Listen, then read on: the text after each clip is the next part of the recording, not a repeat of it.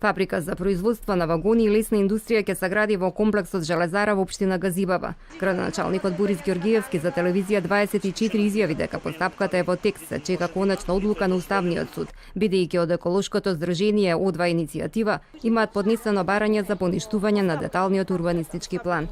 Активистите сметаат дека со градењето на фабриката ќе се нанесе нов удар на веќе еколошко загаденото подрачје и ќе представува дополнителен ризик за здравјето на граѓаните.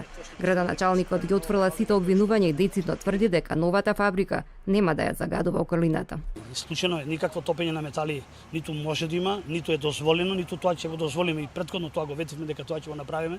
Заедно овде има само преработување, сервисирање на шинските возила и на локомотиви. Тука нормално дека ниту ќе имаме топење, ниту за тоа сме го предвиделе во планот, пошто извадивме намени кои што ќе го гарантираат, а тоа се лесна и незагадувачка индустрија. Од иницијатива О2 вела дека доколку постапката за изградба за новата фабрика е во тек, тогаш фирмата може да добие градажна дозвола, да почне со градба и да стане валидна и покрај одлуката што ќе биде донесена на Уставен суд. Тие апелираат општината да не ги игнорира барањата на жителите кои не сакаат тешка индустрија во нивната околина, а од општината бараат да не издава никаква градажна дозвола. Градоначалникот рекол дека тоа нема да загадува. Значи тоа е изјава на политичар, не на раководно лице кој одговорно се извршува работата. Бидејќи во деталниот урбанистички план стои Г1. Така беше и повикот. Г1 е тешка индустрија. Градоначалникот не може да гарантира дека во наредните 99 години таму нема да се изгради тешка индустрија што нема да загадува.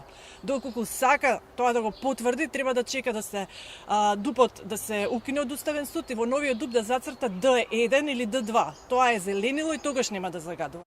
Жителите на општина Газибаба во зимските месеци, кога воздухот беше најтоксичен, поднесоа петиција за издавање под закуп на земјиште каде што е дозволено изградба на објект од тешка индустрија.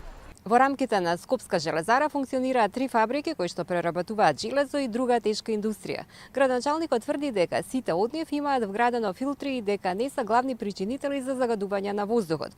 Според нивни истражувања, во период на грејната сезона, 75% од загадувањето во населбата Газибаба го прават домакинствата, а потоа индустријата и старите возила кои што застануваат на големите сообраќајни крстосници. Екологистите апелираат тешката индустрија да се дислоцира надвор од градот Скопје. Тоа е тенденција и на новиот генерален урбанистички план, посочуваат од О2 иницијатива. Тие велат дека градот одамна диша на шкрѓа, последиците ги трпат граѓаните, затоа надлежните итно треба да преземат мерки за зазеленување на јавните површини.